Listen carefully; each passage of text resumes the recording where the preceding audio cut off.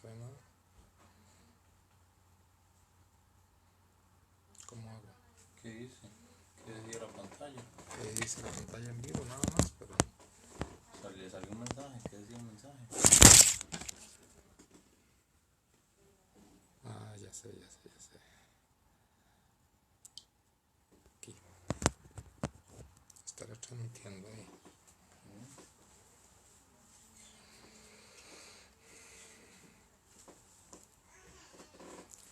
No sé si está transmitiendo.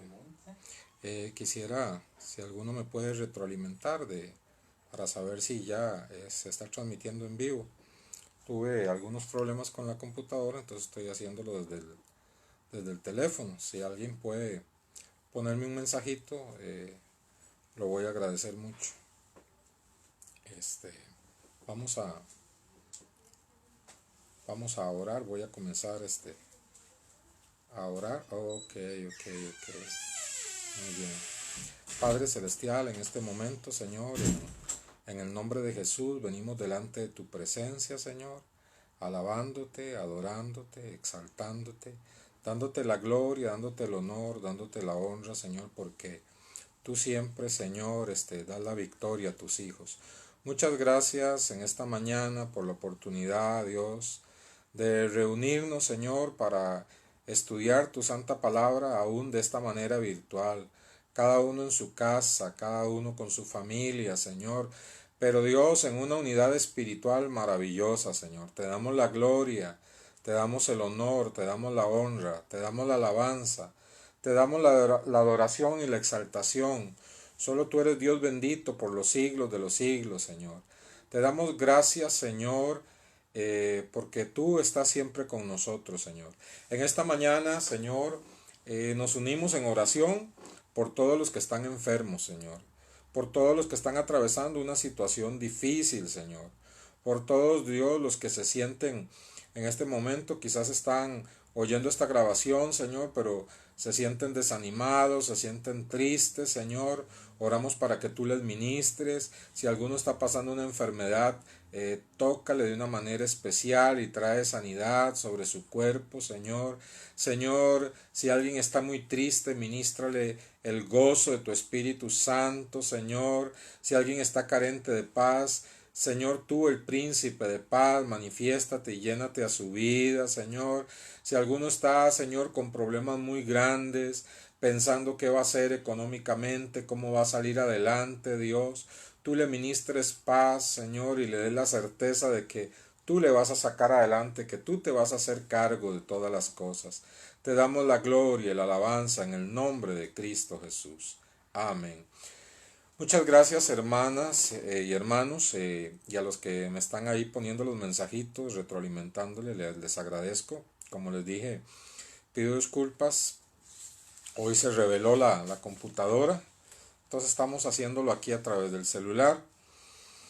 Quiero compartir con ustedes en esta mañana una palabra muy importante. Se llama ¿por qué Dios permite una crisis mundial? Vea qué título.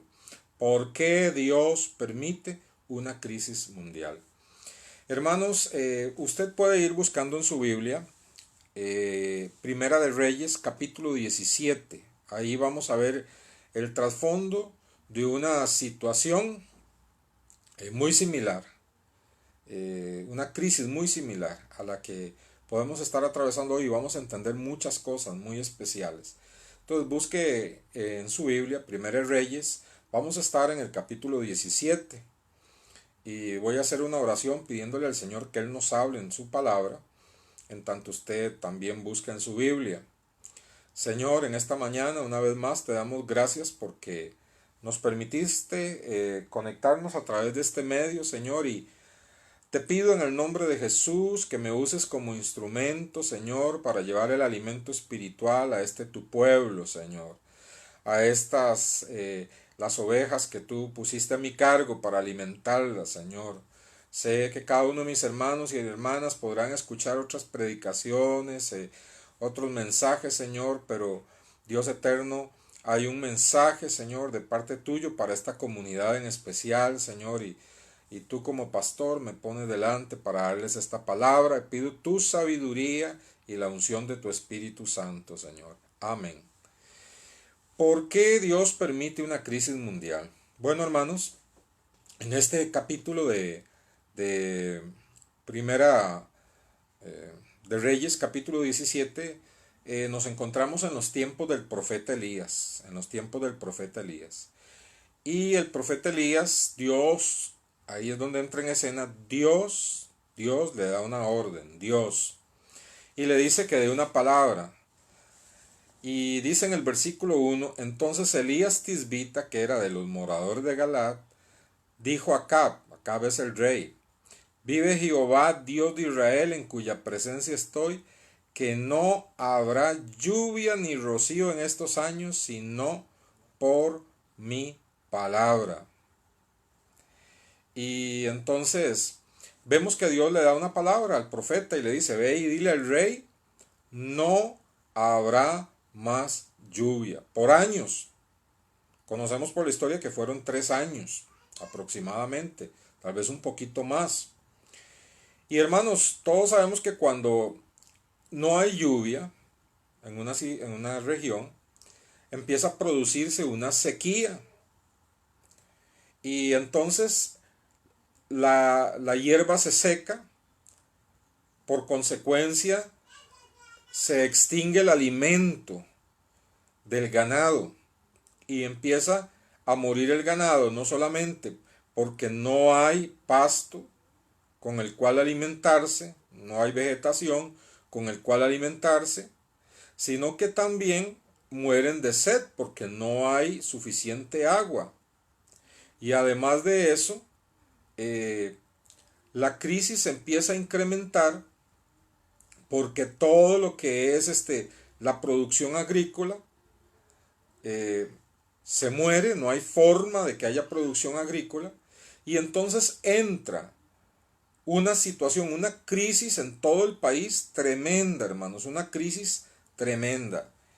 Y hermanos, podemos nosotros ver un poquito la crisis a la cual se enfrentó, hermanos, esta nación, que no fue algo jugando, sino que, por ejemplo, más adelante vemos que al profeta lo mandan, no puedo detallar todo el capítulo, pero al profeta la crisis es tan grande que Dios le dice, váyase a un arroyuelo y ahí quédese. Y en ese arroyuelo apenas corría un hilito de agua, ¿verdad? Apenas para las necesidades del profeta. Y Dios milagrosamente enviaba cuervos con comida que le alimentaban. Dicen que en la mañana venían cuervos que le traían pan y carne. Y en la noche también venían otros cuervos que le volvían a traer pan y carne al profeta Elías. Y él bebía del chorrito que fluía por el arroyo. Toda la demás nación estaba en una crisis, muriendo de hambre. Siempre me he puesto a pensar de dónde traerían los cuervos ese pan y esa carne, posiblemente de una nación cercana, de alguna ventana, se robaban el pan y se robaban la carne, por orden de Dios se la traían al profeta, ¿verdad? Pero toda la nación estaba en una situación terrible. Llegó un momento en que el río se secó y entonces Dios le da la orden a Elías de que marche a un pueblito cerca donde hay una viuda, y la situación con esa viuda nos hace ver cómo estaba la situación del país, porque dice la palabra de Dios, la famosa viuda de Sarepta, ahí en los versículos 8 en adelante, que Elías se acerca a una viuda, y el verso 11 dice, y yendo ella para traer, vamos a ver, dice, verso 10, entonces él se levantó y se fue a Sarepta, y cuando llegó a la puerta de la ciudad, he aquí una mujer viuda que estaba recogiendo leña, y él la llamó y le dijo, te ruego que me traigas un poco de agua en un vaso para que beba. Y yendo ella para traérsela, él la volvió a llamar y le dijo, te ruego que me traigas también un bocado de pan en tu mano. Y ella respondió, vive Jehová tu Dios, que no tengo pan cocido, solamente un puñado de harina tengo en la tinaja y un poco de aceite en una vasija, y ahora recogía 2 leños para entrar y prepararlo para mí y para mi hijo para que lo comamos y nos dejemos morir. Imagínense usted hasta dónde estaba la situación. Bueno, todos sabemos que Dios hizo un milagro, pero no nos vamos a centrar en este momento en el milagro con la viuda, sino que esa situación de la viuda nos ilustra cómo estaba la situación. Voy a preparar apenas un poquito de harina, lo como con mi hijo y nos morimos, porque ya no hay más, ya no hay forma. También nos dice más adelante que la situación, hermanos, era terrible, ¿verdad? El rey de Israel mandó en determinado momento a buscar por todo el país, ¿verdad? Mandó a buscar por todo el país donde había hierba, donde había un poquito de agua, y se dividieron en grupos, fueron rastreando todo el país, no había nada, era una crisis terrible, hermanos. Ahora, cuando nosotros estudiamos estas crisis, hermanos, vemos que las crisis es algo común en la historia del mundo y Dios las permite. Dios puede evitarlas, pero cada cierto tiempo Dios permite estas situaciones porque la maldad del mundo llega a un punto extremo en donde si Dios no interviene, hermanos, el mundo se convierte en algo terrible, algo catastrófico. Y Dios tiene que intervenir por amor al mismo mundo. Y también las crisis las permite Dios para tratar con su pueblo, que muchas veces coinciden que en esos momentos el pueblo de Dios ha entrado en un enfriamiento. Entonces las crisis siempre ha sido algo común en la historia del mundo, permitidas por Dios.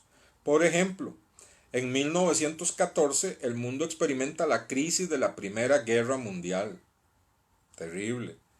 Después de esa guerra igual se desatan pestes, hambres.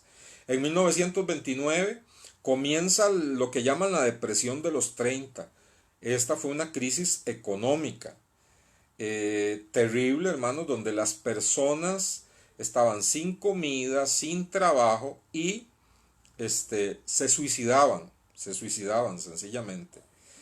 En 1945 tenemos la crisis de la Segunda Guerra Mundial y en el 2007 tuvimos una crisis que fue bastante fuerte económica, en donde vimos gente en Estados Unidos perder todas sus propiedades, vimos parques convertirse en campamentos llenos de tiendas para que moraran ahí la gente que habían perdido todo, y hasta hace poco se dice que todavía había gente en esas condiciones. Eso en el 2007, 2008. Y Costa Rica pasó un periodo muy fuerte, gracias a Dios pudimos salir adelante. Y en España en esos años la crisis golpeó tan fuerte que la gente perdía sus viviendas, lo que ellos llamaban sus pisos, ¿verdad? Sus casas. Y escuchamos noticias en España de mucha gente que al quitarle su propiedad se quitaban la vida, se suicidaban. Unas crisis tremendas, hermanos.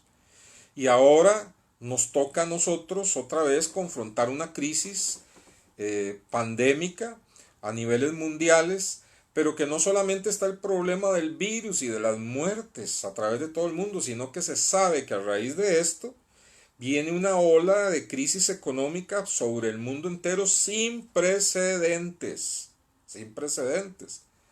Entonces nos preguntamos cuál es la razón de las crisis. Bueno, vamos a esa pregunta, ¿cuál es la razón de las crisis? Algunos en esa época le podían decir que la culpa la tenía el profeta Elías porque había profetizado esa crisis, ¿verdad? Y es lo que más adelante vamos a ver que le reclama, el rey de Israel le reclama al profeta Elías, ¿verdad? En el capítulo 18, versículo 17, dice así, capítulo 18, versículo 17, cuando Acab el rey vio a Elías, le dijo, ¿eres tú el que turbas a Israel? Porque Acab recordó que 3 años atrás Elías fue el que dio la palabra, se cierran los cielos de parte de Dios, no hay lluvia, viene una crisis. Y entonces ahora el rey está culpando a Elías y le dice, tú eres el que turbas a Israel, ¿verdad? Entonces vemos que algunos culpaban al profeta. Si tuviéramos economistas en los tiempos de Elías, posiblemente, hermanos, tendrían un montón de teorías acerca de las crisis, ¿verdad? Estarían los agrónomos, estaría un montón de gente dando sus diferentes teorías acerca de la crisis que estaba viviendo Israel y el mundo de ese entonces. Pero, hermanos, la verdadera crisis vino a razón de dos acusaciones de Dios. Y esto es muy interesante. La primera, cuando el rey le reclama a Elías y le dice, en el capítulo 18, versículo 17, cuando Acab vio a Elías le dijo, ¿eres tú el que turbas a Israel? Y él respondió, yo no he turbado a Israel, sino tú, le dice el rey, y la casa de tu padre dejando los mandamientos de Jehová y siguiendo a los Baales. Entonces, vean qué tremendo, porque el rey le dice, tú eres la causa de esta crisis que nos azota, de esta hambruna, de este tiempo de enfermedad y de hambre, tú eres el culpable. Y entonces el profeta le contesta y le dice, con la autoridad de Dios, yo no soy el que estoy turbando a Israel, trayendo estas crisis, yo no soy, sino eres tú y el pueblo por dejar los mandamientos del Señor. Vea qué tremendo. Entonces, hermanos, tenemos una causa escondida. Como digo, si hubieran economistas, agrónomos, un montón de gente especialista, tendría una teoría en ese tiempo. Y quizás sus teorías serían loables. Pero la verdadera causa escondida era espiritual. Tú, rey, eres el que turbas a Israel, y tú junto con el pueblo se han desviado de los mandamientos de Dios, y al desviarse de los mandamientos de Dios han caído en una corrupción tan grande, en una inmundicia tan grande, que Dios ha decretado y ha permitido este juicio. Entonces, hermanos, vemos que hoy precisamente no hay nada diferente.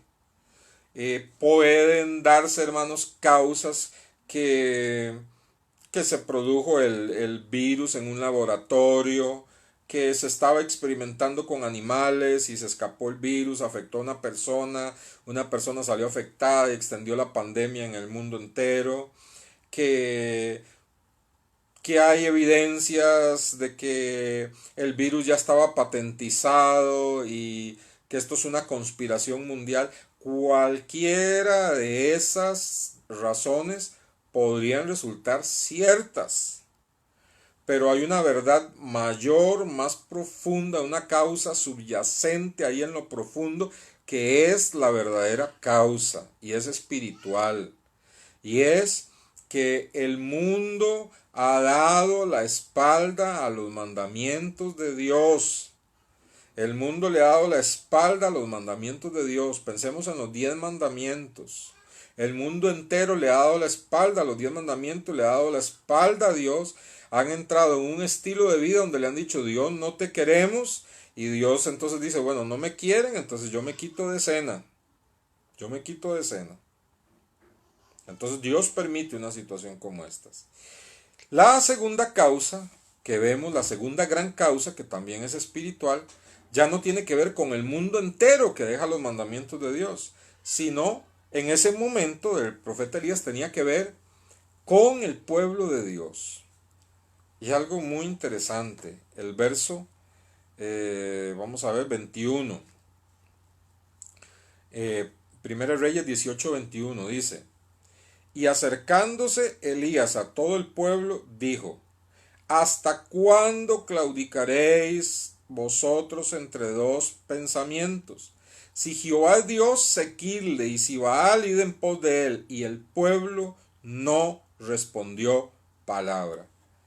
Entonces viene ahora el profeta Elías y se vuelve al pueblo de Dios y le dice al pueblo de Dios, mire,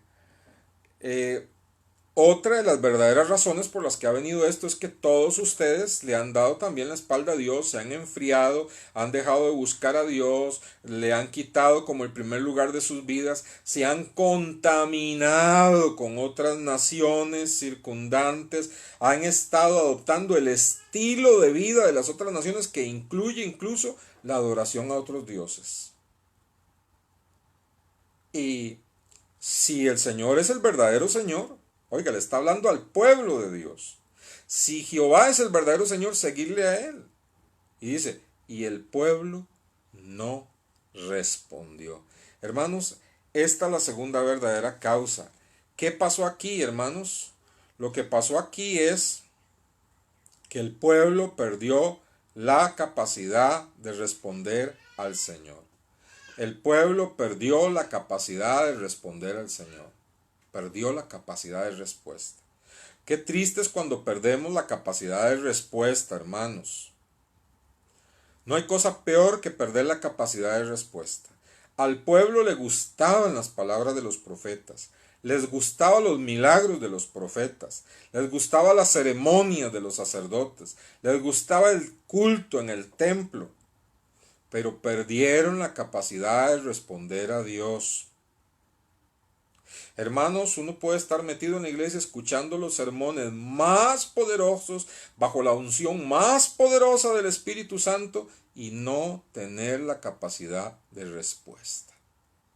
La capacidad de respuesta es exponerme y decir, sí, Dios, eso tiene que ver conmigo, me arrepiento, voy a arreglar mi vida con el poder y la ayuda de tu Espíritu. No, ellos perdieron la capacidad de respuesta. Entonces vemos dos causas. Primero, dice el Señor, la gente dejó los mandamientos de Dios y le dieron la espalda a Dios. Y segundo, mi pueblo perdió la capacidad de respuesta. Perdieron la capacidad de responder en obediencia al Señor. Perdieron la capacidad de vivir en santidad. Perdieron la capacidad del compromiso con Dios. Perdieron la capacidad de servir al Señor. Dígame, hermanos, si hoy en día no es lo mismo. Hoy en día el pueblo de Dios no respondía. Teníamos los cultos y los cultos en las iglesias se habían convertido en espectáculos. Como ir a una discoteca en espectáculos. Ver luces, ver niebla, ver cantantes, ver una especie de concierto. Todo no para satisfacer a Dios, sino para satisfacernos a nosotros mismos. El pueblo de Dios ha perdido la capacidad de respuesta a las cosas verdaderas de Dios. Se preocupan más en cómo se siente la gente que en cómo se siente Dios. Y los pastores habían estado más preocupados en cómo atraer multitudes y que la gente no se sintiera ofendida, que la gente no se sintiera mal. No prediquemos doctrina porque la doctrina divide. Entonces prediquemos mensajitos así que toda la gente se sienta bien. Hermano, la iglesia no es para que toda la gente se sienta bien. La iglesia es para llegar a adorar y a bendecir a Dios, para que Dios se sienta bien y escuchemos la voz de Dios y cambiemos y arreglemos nuestras vidas y vayamos cada día arreglando más y más nuestras vidas, acercándonos más conforme al propósito de Dios y conociendo cada día más a Dios. Pero las iglesias habían perdido, hermanos, a nivel mundial esta capacidad de respuesta, igual que Israel. Hoy en día lo mismo, el pueblo no respondía en servicio al Señor, infinidad de excusas y algunas muy excelentes para no involucrarse, para no servir al Señor, excusas para no vivir en santidad, excusas donde los cristianos participan de cualquier tipo de diversiones que ya no las consideran pecaminosas, pero Dios sí las sigue considerando pecaminosas. Estilos de vida de inmundicia que aún la iglesia adopta y les llama estilos de vida o preferencia sexual. Clichés que se oyen por ahí de todo mundo lo hace, para nadie es malo, estamos en otros tiempos. Y por más que se predique la palabra de Dios al pueblo y por más que se le hable la venida del Señor de santidad, el pueblo había perdido la capacidad de responder a Dios. Y hermanos, por estas dos causas vino esa crisis.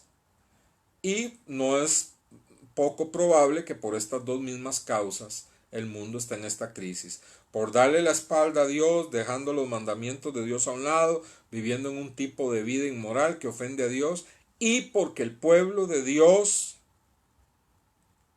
que se espera que sea un pueblo profético en el sentido de que anuncia al mundo el juicio de Dios y la buena nueva de salvación, ha perdido la capacidad de respuesta. Ha estado más preocupados en cómo se sienten ellos mismos que en responder adecuadamente a Dios. Ahora, no hay cosa más triste, hermanos, que cuando usted y yo como cristianos perdemos la capacidad de responder a Dios. Que Dios nos habla de todas las formas y no tenemos la capacidad de responder. No hay nada más triste. Hermanos, lo segundo que quiero detallar en este mensaje, he hablado de cuál era la razón de la crisis en el tiempo de Elías y que posiblemente sea también las razones de las crisis en este tiempo. Vayamos evaluando, hermanos. Ya sabemos que el mundo le ha dado la espalda a Dios y que esto de alguna manera hace que el mundo haga un alto y evalúe, pero tenemos que vernos a nosotros mismos de manera individual y de manera colectiva, así como pueblo de Dios hemos perdido esa capacidad. El segundo punto que voy a tocar es qué esperaba Dios ver en Israel para sacarlos de esa crisis, de esa sequía, de esa hambruna, de esa mortandad que estaban experimentando. ¿Qué era lo que Dios esperaba ver en su pueblo? Bueno, hermanos, Dios estaba esperando que el pueblo de Dios se volviera a Él. Vea usted cómo estaba el altar de Dios.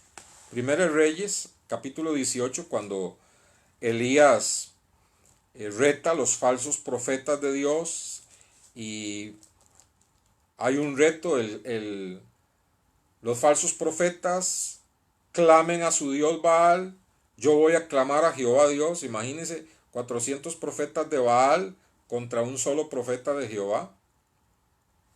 Así que ¿por qué nos debemos de asustar de que somos un remanente pequeño? 400 profetas de Baal, un solo profeta de Jehová. Vamos, ustedes invoquen a su Dios, yo voy a orar a Jehová. Aquel que responda enviando fuego del cielo, ese es el Dios verdadero. Pero cuando Elías va a ofrecer va a poner un sacrificio en el altar de Dios y orar para que descienda fuego del cielo, observamos algo muy interesante. Primero Reyes capítulo 18, versículo 30. Entonces dijo Elías a todo el pueblo, acercaos a mí, y todo el pueblo se le acercó, y él arregló el altar de Jehová que estaba arruinado. ¿Cómo estaba el altar de Jehová para Israel? Arruinado. ¿Y a quién le importaba? ¿Quién tenía cuidado de ese altar? A nadie le importaba, hermanos. Eran el pueblo de Dios y tenían el altar arruinado. Hermanos, ¿cómo está tu altar? ¿Cómo está el altar de tu vida? ¿Cómo está el altar de tu corazón? ¿Cómo está ese altar? ¿Está bien? ¿O está más cerca de la ruina? ¿O está totalmente arruinado? No hay vida espiritual, no hay lectura de la palabra de Dios, no hay oración, no hay consagración, no hay un rato de adoración, no hay comunión con Dios. ¿Cómo está el altar de tu vida? Lo primero que se necesitaba que el pueblo respondiera para Dios quitar esa crisis era que arreglaran el altar. Y póngase a pensar, hermano. La mayoría de las iglesias habían quitado el culto de oración porque la gente no iba al culto de oración, no respondía a los cultos de oración.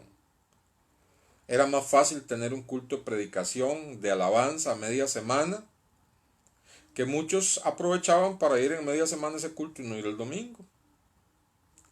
Entonces, hermanos, dése cuenta que tanto la iglesia colectiva como nosotros como cristianos debemos de pensar cómo está nuestro altar.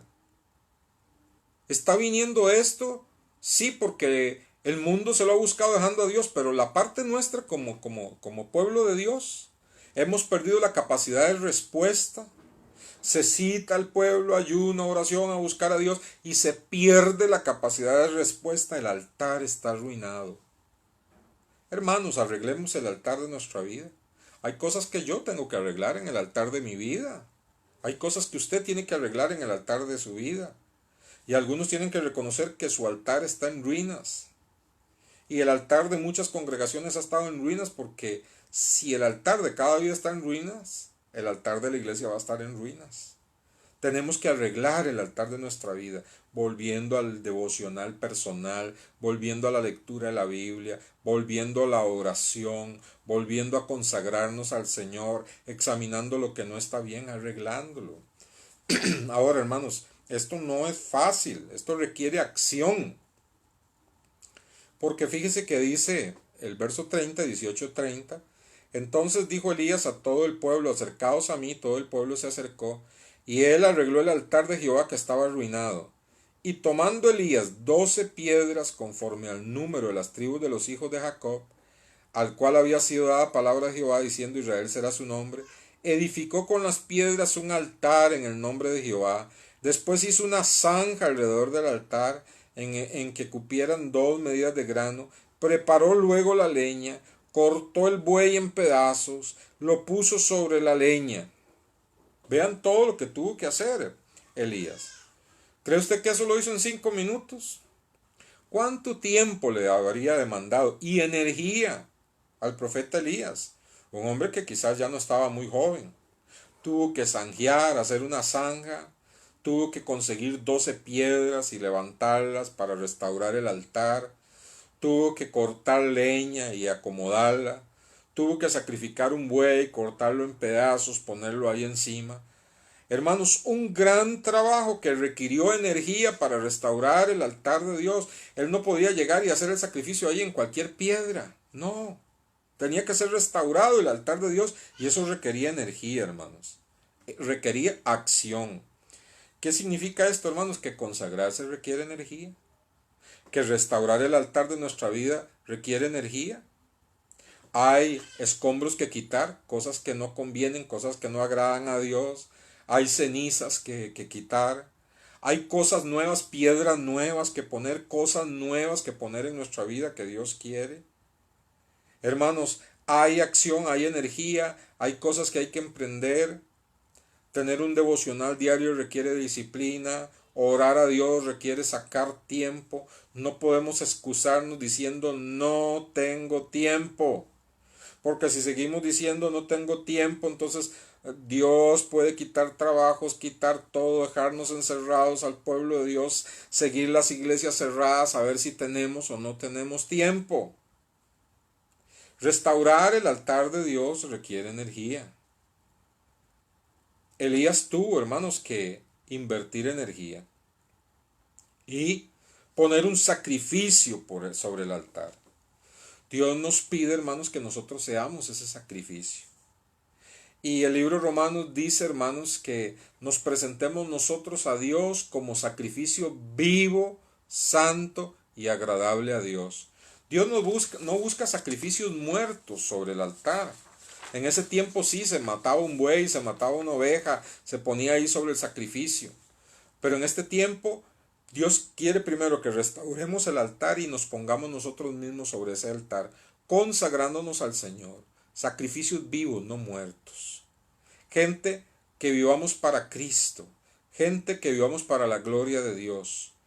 Dice que el Señor que nos presentemos, Romanos 12:1, como sacrificios vivos, santos y agradables a Dios, que ese es nuestro verdadero culto, que esa es nuestra verdadera adoración, el entregarnos nosotros a Dios.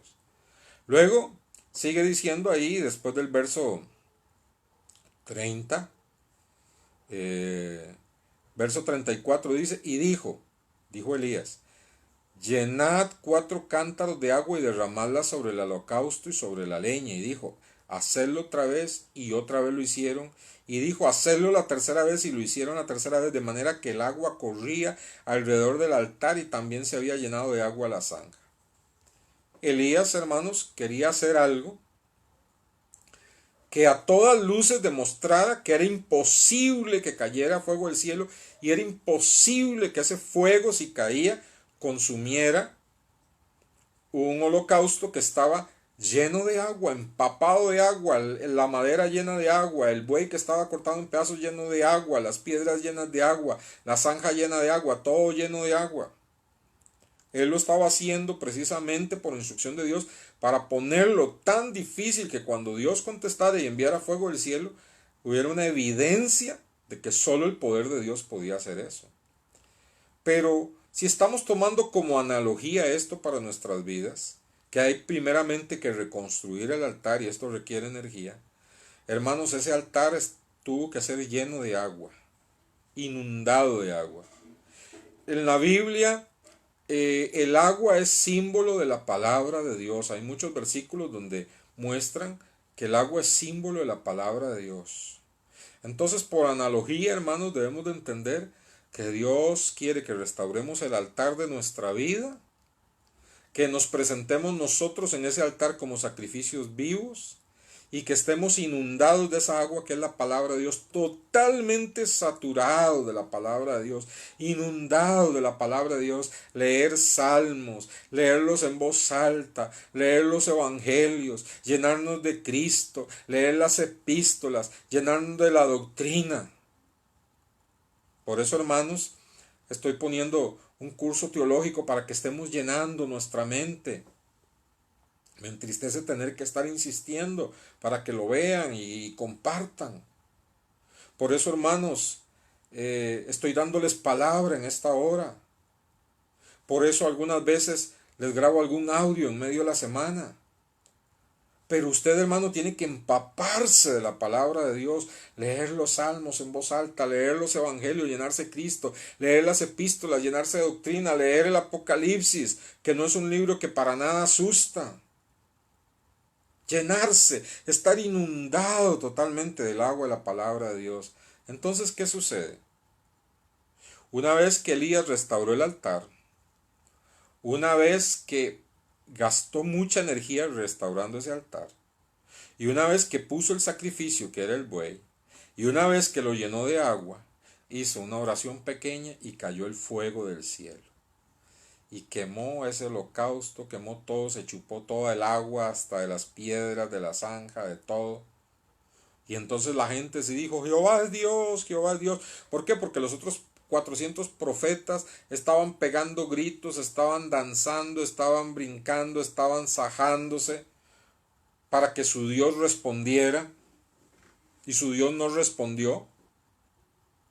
Entonces, hermanos, vemos que por analogía, cuando nosotros invertimos energía restaurando el altar de nuestra vida, nos ponemos como sacrificios vivos sobre ese altar, permitimos, hermanos, y tomamos la disciplina de que nuestra vida esté llena, inundada de la palabra de Dios, ¿qué hace Dios? Envía fuego del cielo, que primero consume todo lo que no sirve en nuestra vida y en segundo lugar nos enciende para Dios y nos hace brillar para Dios y nos da poder para vencer las pruebas, poder para vencer las tentaciones, poder para salir adelante de estas pruebas y de esta crisis. Por último, hermanos, se tuvieron que matar los 400 profetas falsos. Hubo que matarlos, hermanos, con toda su idolatría, ¿verdad? Es un sinónimo de que Dios no soporta la idolatría en su pueblo. Y si bien el pueblo evangélico no se caracteriza, hermanos, por tener figuras a los cuales puede llamar ídolos, a veces hacemos un ídolo del trabajo, hacemos un ídolo de la familia, hacemos un ídolo del dinero, hacemos un ídolo de los entretenimientos, hacemos un ídolo de cualquier cosa, somos famosos para hacer ídolos. Vea que sale un artista, nos guste, ya lo llaman un ídolo. El ídolo del cine, el ídolo de la canción, los hombres hacemos ídolos. Todo lo que ocupe el primer lugar que le corresponde a Dios es un ídolo. Entonces, hermanos, veamos qué lección más rica nos da este pasaje, ¿verdad? Vino la crisis, terrible al pueblo de Israel, una hambruna, enfermedad y todo lo que pueda ir ligado a una sequía. Durante 3 años, la gente muriendo de hambre. Le echan la culpa a Elías, quien la profetizó. Y Elías les dice parte de Dios: no, señores, la culpa no es mía. Ustedes dejaron los mandamientos de Dios y le dieron la espalda a Dios. Esa es la primera causa. Y la segunda, perdieron la capacidad de escuchar. Oyen, pero no toman acción. Y hermanos, nosotros podemos tomar un paralelo con las cosas que están sucediendo hoy. El mundo le ha dado la espalda a Dios, a sus mandamientos, y el pueblo de Dios, nosotros, todas las iglesias de Cristo, hemos perdido la capacidad de respuesta al Señor. Hemos estado muy entretenidos haciendo cualquier cosa menos buscando al Dios verdadero en su palabra tal y como está. Hermanos, atendamos al llamado de esta analogía. Restauremos el altar de nuestra vida y pongamos energía y fuerza para restaurar, sacando y quitando lo que no sirve de nuestras vidas, poniendo esas nuevas piedras, esas cosas que Dios quiere que estén. Saturemos nuestras vidas con el agua de la palabra de Dios, dejando que la palabra de Dios nos sature, y esperemos el fuego de Dios sobre nuestra vida, el poder del Espíritu Santo. Y entonces, hermanos, vamos a ver la gloria de Dios. Y la crisis en el tiempo de Elías tenía un propósito secundario. Dios primero tenía el propósito de tratar con su pueblo y luego con los inconversos. Dios quiso botar la confianza del hombre en el hombre. La confianza que el hombre pone en el hombre, Dios la quiso botar. Quiso botar la confianza que Dios tenía en los sistemas políticos. Quiso botar la confianza que Dios tenía en las potencias. Y solo había lugar para mirar a Jehová Dios. Y hermanos, hoy Dios está haciendo lo mismo. El propósito primario es con nosotros. El propósito secundario es, hermanos, con los inconversos. Dios está haciendo que el hombre deje su confianza en el hombre, quite su confianza en los líderes políticos.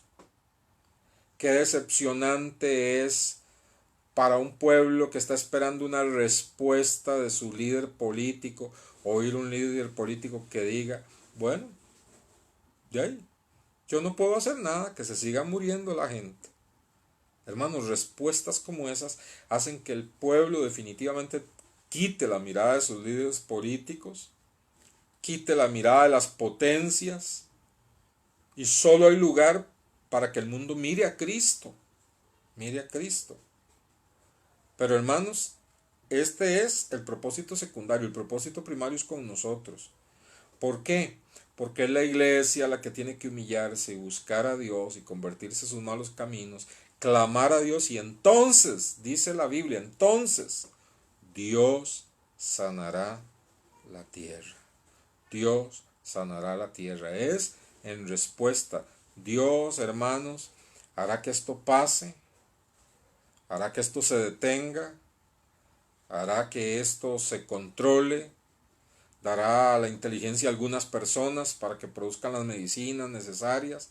Dios lo hará a raíz de la oración de la iglesia. Pero ¿cómo va a orar una iglesia a Dios si tiene el altar destruido? Tiene que restaurar primero el altar y luego clamar para que venga la respuesta de Dios. Hermanos, reconstruyamos nuestro altar con toda prontitud, con toda rapidez, para que nuestras oraciones por sanidad de la tierra, para que se detenga este virus, por sanidad de las naciones, por misericordia de Dios, sea escuchada pronto de parte de Dios y tengamos una victoria grande. Y además veamos mucha gente volverse a Dios. Dios desea usar la crisis para llamar nuestra atención por haber perdido la capacidad de respuesta a Dios.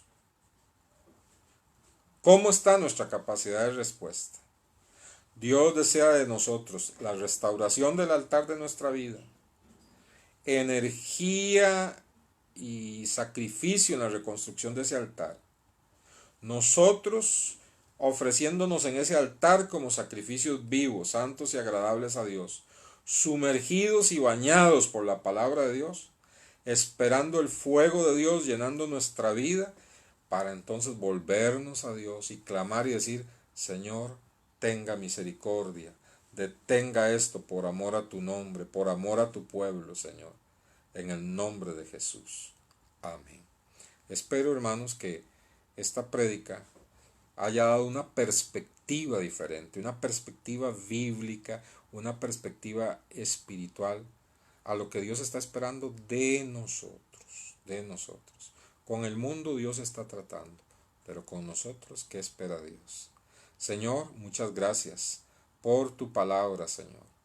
Tu palabra, Señor, no siempre es afectiva, Señor. Tu palabra, Señor, no siempre, Señor, es de pegar brincos, Señor, y de decir, qué bendición, qué lindo, Señor. Tu palabra muchas veces es de confrontación.